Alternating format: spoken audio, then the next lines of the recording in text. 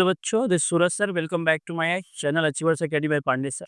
तो मेरे प्यारे बच्चों, जैसे आपको पता है कि हम लोग साइंस पार्ट वन का क्लास 10th का साइंस पार्ट वन का फर्स्ट चैप्टर हम लोग कर चुके हैं। आज हम लोग मैथ पार्ट टू स्टार्ट करेंगे, क्लास 10th का ज्योमेट्री। फर्स्ट चैप्टर का नाम जो है सिमिलैरिटी है। तो आज हम इसका बेसिक देखेंगे। फर्स्ट एक्सरसाइज के लिए क्या बेसिक अपने को आना चाहिए, जिससे पहला एक्सरसाइज हम लोग को एकदम हलवा लगे। तो चलो मेरे प्यारे बच्चों, स्टार्ट करते हैं। सबसे पहले देखो, चैप्टर का नाम है सिमिलैरिटी। सिमिलैरिटी का मतलब क्या होता है? सिमिलर ऑब्जेक्ट के स्टडी को बोलते हैं सिमिलैरिटी।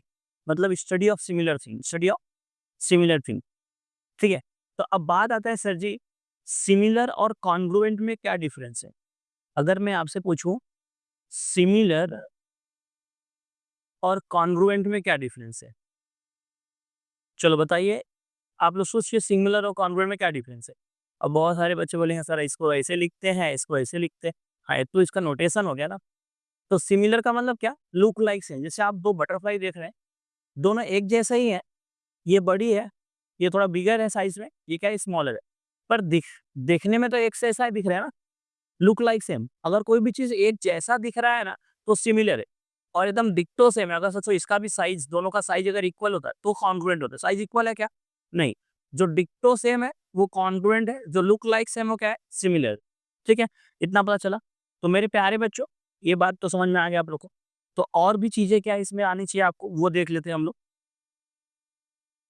चलो, सबसे पहले आपको ये पता होना चाहिए कि एरिया ऑफ ट्राइंगल क्या होता है। और ट्राइंगल जो है, अगर कोई ट्राइंगल है तो उसका हाइट और बेस क्या होगा, अगर हाइट क्या होगा, बेस क्या होगा। चलो हम कुछ बनाते हैं ट्राइंगल, और आप देखिए कि ये ट्राइंगल का हाइट और बेस कैसा होगा। तो मेरे प्यारे बच्चों,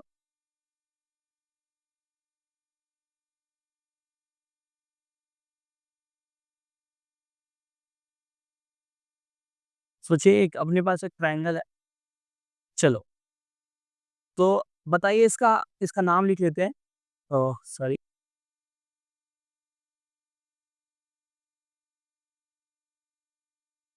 इसका नाम लिख लेते हैं ए बी टी। अगर कोई आपसे पूछे कि इसका हाइट और बेस क्या है, तो सारे बच्चों को पता चलाना चाहिए। हाइट क्या होता है? हमेशा परपेंडिकुलर। तो यहाँ पे इसका हाइट क्या होगा, इसमें परपेंडिकुलर ड्रॉ करना पड़ेगा। ठीक है। तो यहाँ पे परपेंडिकुलर ड्रॉ करेंगे, इसका हाइट ये हो जाएगा। सोचो कि ये डी ले लिया। तो देखो यहाँ पे इसको कैसे रीड करेंगे, A D is perpendicular to B C. अब देखो सूरज सर क्या बोलते हैं, जो परपेंडिकुलर होता है वो क्या होता है, हाइट। जो परपेंडिकुलर होता है क्या होता है, हाइट होता है। और जिसपे परपेंडिकुलर होता है क्या होता है, बेस। याद रखो। तो इसको रीड कैसे करेंगे, A D is perpendicular to B C. पहला वाला हाइट, दूसरा वाला बेस। अगर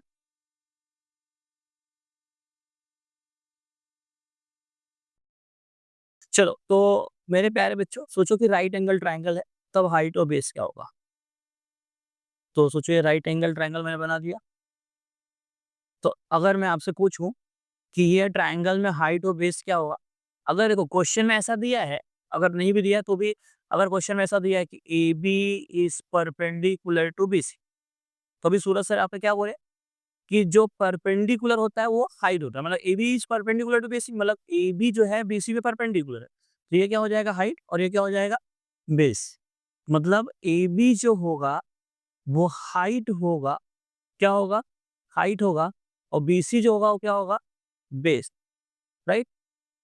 अगर ट्रायंगल ऐसा है तो उसका हाइट और बेस क्या होगा? चलिए बताइए, इसका हाइट और बेस क्या होगा? अगर आपसे कोई पूछे कि बताइए इसका हाइट और बेस क्या होगा, तो आप क्या बताएंगे?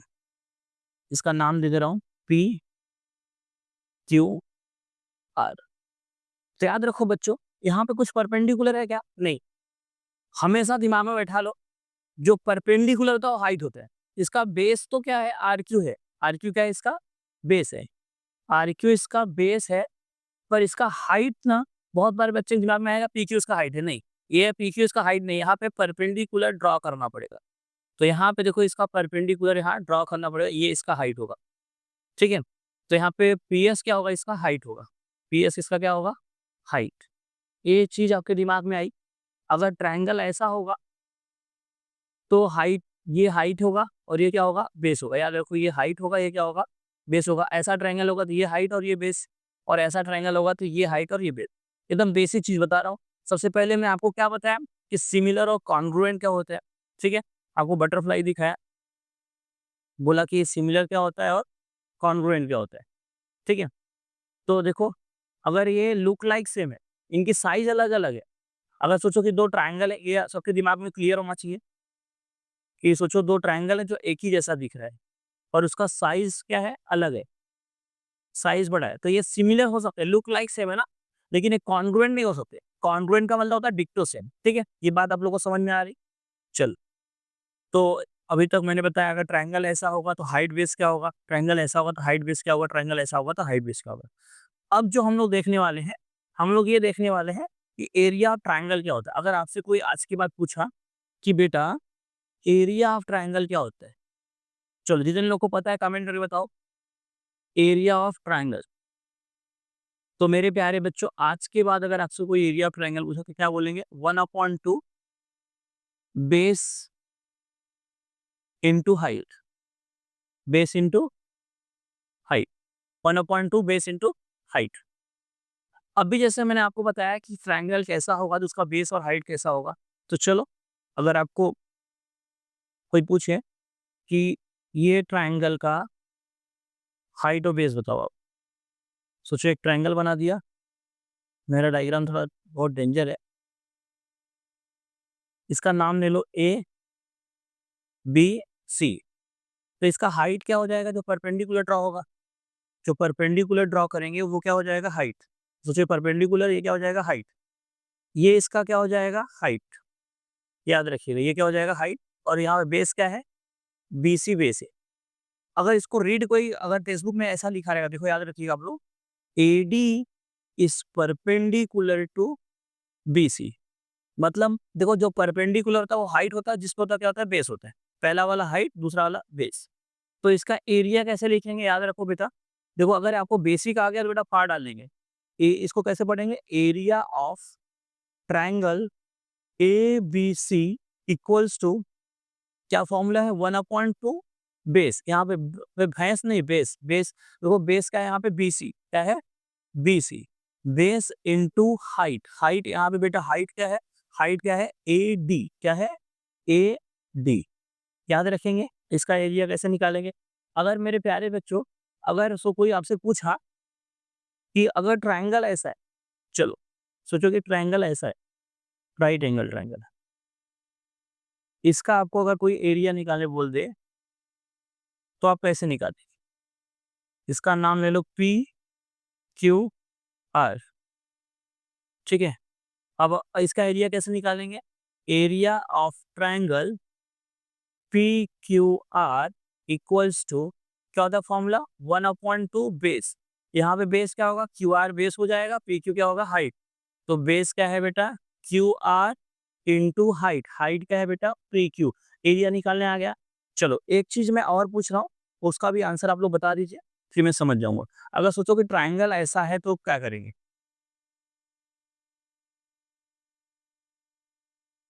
इसका एरिया आप लोग बताएंगे।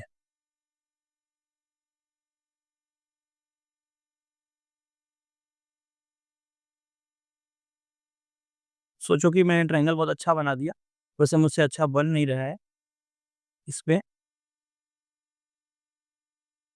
चलो ठीक है, सोचो कि अच्छा बन गया, ए बी सी।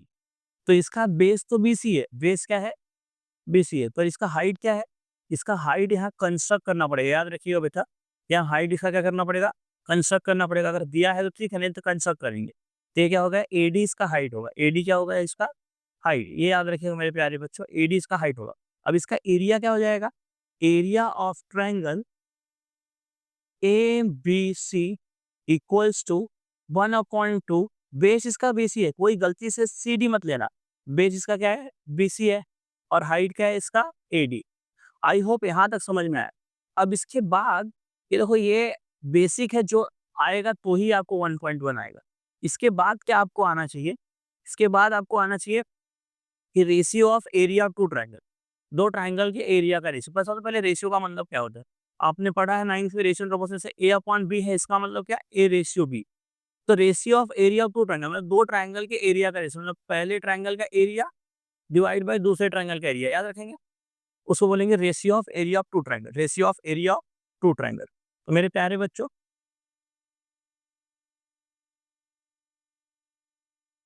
चलो देखते हैं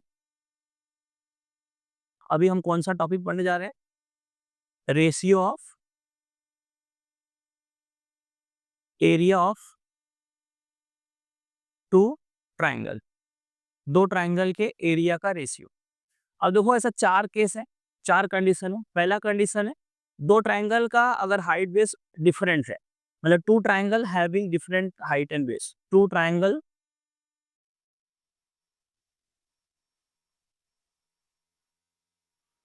having different height and base, different height and base। अगर दो ट्रायंगल का हाइट और बेस क्या है, अलग अलग है, तो क्या करेंगे। सोचो कि अपने पास दो ट्रायंगल है, एक ट्रायंगल ये हो गया,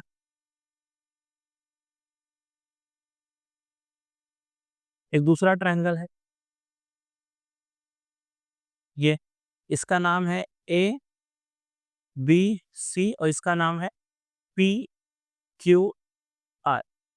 अब देखो इसका जो हाइट है, ये इसका हाइट है, सोचो कि ये ए डी और ये इसका हाइट है,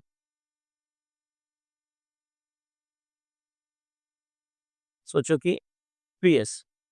अब इसका बेस अलग है, इसका बेस BC, इसका बेस QR है, इसका हाइट AD है, इसका हाइट क्या है, PS है। दोनों का बेस भी अलग है, दोनों का क्या है, हाइट भी अलग है, बेस भी अलग है और हाइट भी अलग है। तो इनके एरिया का रेशियो क्या होगा, एरिया का रेशियो मतलब क्या, पहले ट्रायंगल का एरिया डिवाइड बाय दूसरे ट्रायंगल का एरिया। तो area of triangle ABC divide by area of triangle PQR। अब मेरे प्यारे बच्चों, अभी हमको एरिया ऑफ ट्रायंगल क्या बताया था, याद है आपको, 1/2 बेस। अब ए बी सी का बेस क्या है, BC, तो बेस इंटू हाइट, हाइट क्या है AD, और दूसरे ट्रायंगल का area, area of triangle PQR, तो क्या है 1/2 बेस क्या है यहाँ पे बेटा, QR क्या है, QR, और हाइट क्या है बेटा, PS क्या है, PS।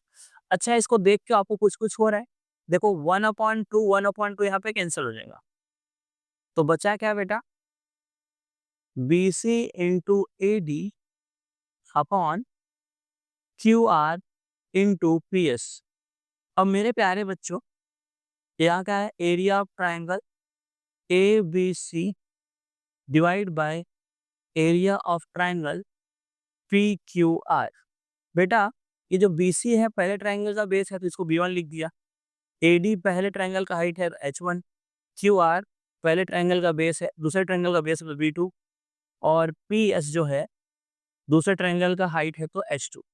मतलब मैं ये बोल रहा हूँ जहाँ BC है हम लोग क्या लिख सकते हैं, B1, और AD को क्या लिख सकते हैं, H1 क्योंकि हाइट ऑफ फर्स्ट ट्रायंगल है, QR को क्या लिख सकते हैं, B2, और PS को लिख सकते हैं H2, और पहले ट्रायंगल के एरिया को हम लोग लिख देंगे A1, दूसरे वाले को क्या लिख देंगे A2।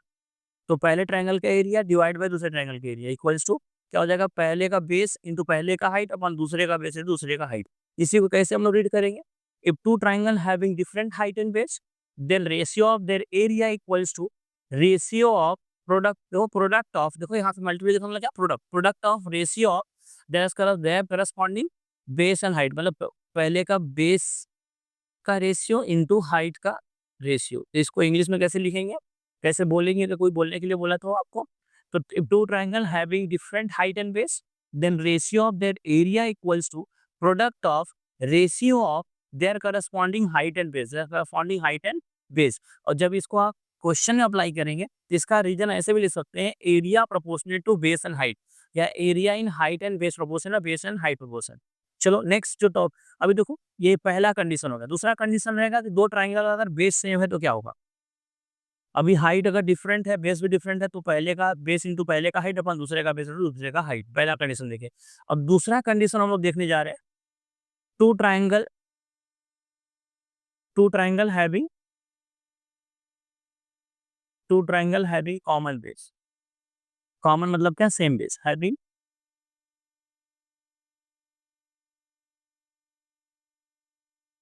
Common base. अगर बेस कॉमन है तो क्या होगा मेरे प्यारे बच्चों? सोचो कि दो ट्राइ अभी ये ट्राइंगल है,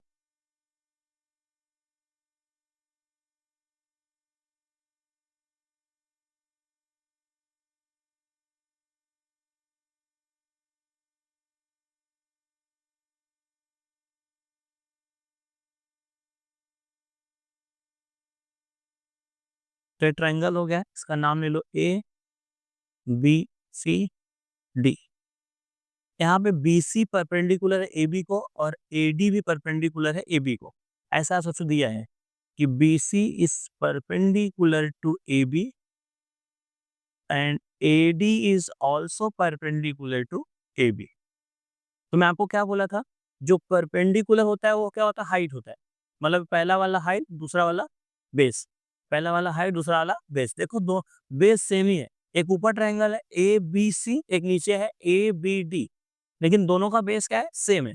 अगर बेस सेम है तो क्या होगा? बेस सेम है तो क्या होगा वो देखते हैं।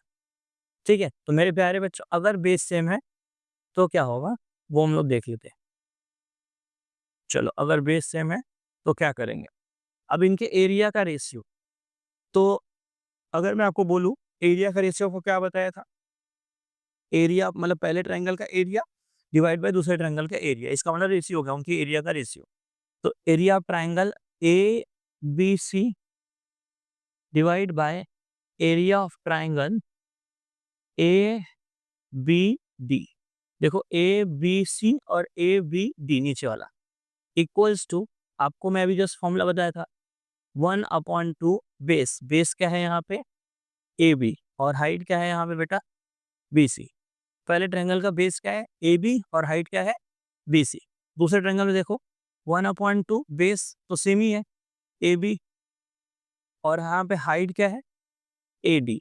तो यहाँ देखो ए बी कुछ कुछ हो जाएगा, 1/2 कुछ हो जाएगा, तो बचा क्या बेटा यहाँ पे? B C upon A D.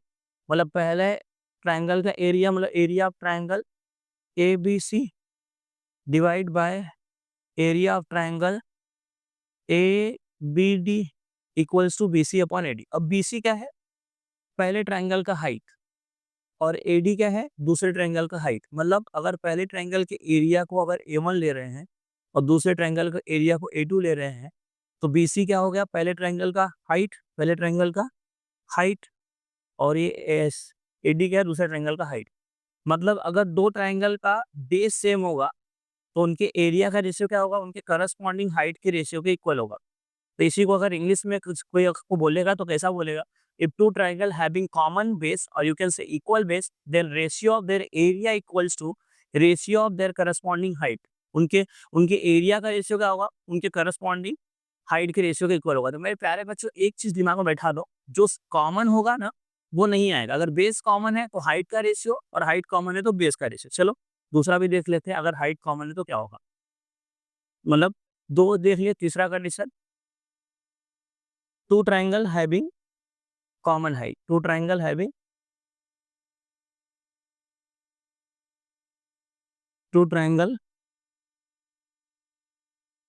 Having common height. अब यहाँ हाइट कॉमन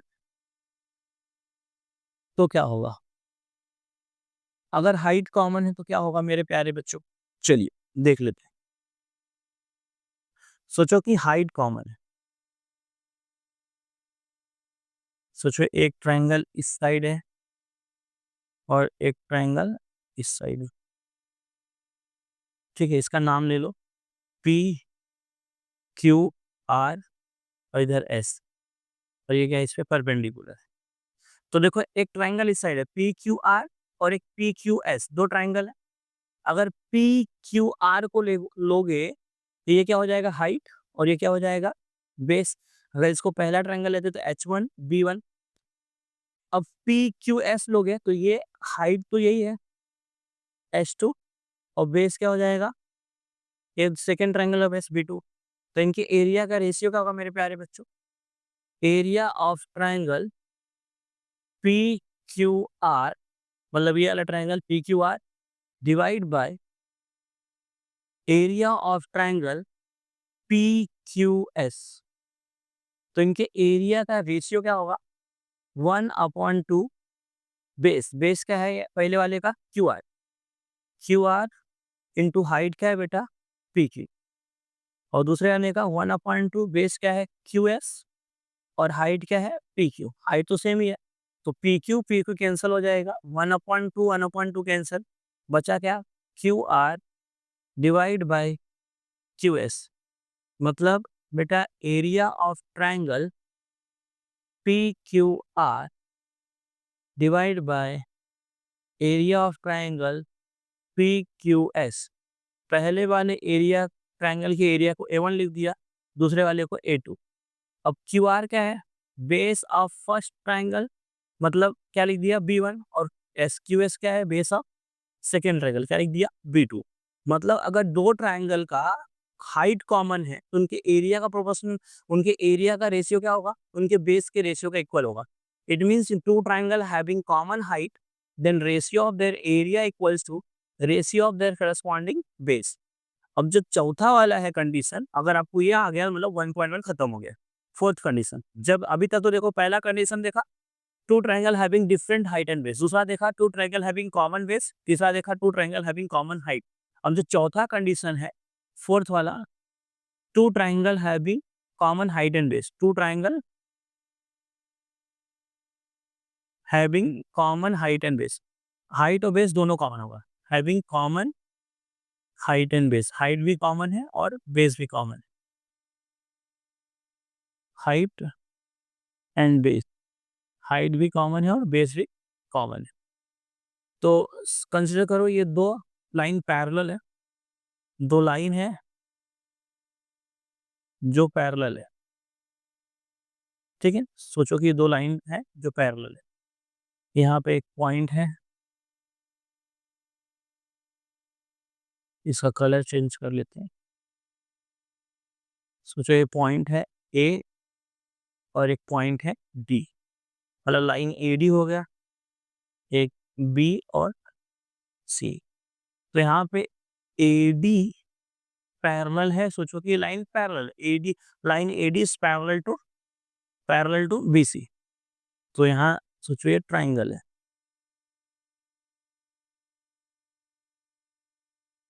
और एक दूसरा ट्राइंगल है ऐसा।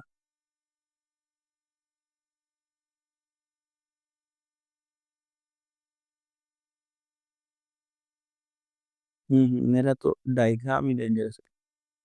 चलो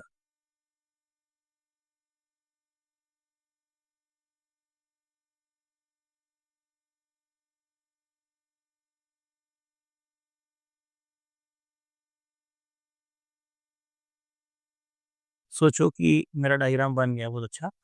एक ट्राइंगल है ए बी सी और एक है बी सी डी।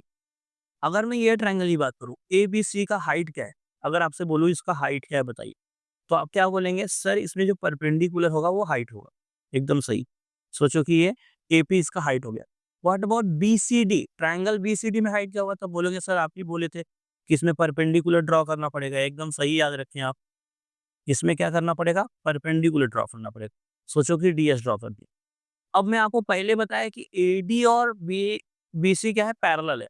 याद रखो अगर दो लाइन पैरेलल है तो उनके बीच का डिस्टेंस हमेशा क्या होता है? सेम होता है। क्या होता है? सेम होता है। If two lines are parallel then distance between that two line is always same at anywhere at any point. चाहे कहीं भी आप उसके बीच का डिस्टेंस मेजर करेंगे सेम होगा। इसका मतलब सर आप ये कहना चाह रहे हो कि जितना एपी होगा उतना डीएस होगा। एकदम सही पकड़ रहे हैं। एपी जितना होगा उतना क्या होगा? डीएस होगा। ठीक है, तो इनके एरिया का रेशियो क्या होगा? अगर हाइट और बेस इक्वल है तो इनके एरिया का रेशियो क्या होगा? चलो देखते हैं। तो area of triangle A B C upon area of triangle B C D equals to, तो अभी आपको फॉर्मूला क्या बताया था? 1/2 बेस। ए बी सी में बेस क्या है? बेस क्या है? B C. तो बी सी इंटू हाइट क्या है बेटा? A P. और बी सी डी में भी बेस क्या है? बी सी है और हाइट क्या है? D S. तो 1/2 बेस क्या है BC और हाइट क्या है DS। BC BC cancel out हो गया, 1/2 कैंसल, क्या बचा बेटा AP/DS। ठीक है, तो therefore area of triangle ABC upon area of triangle BCD।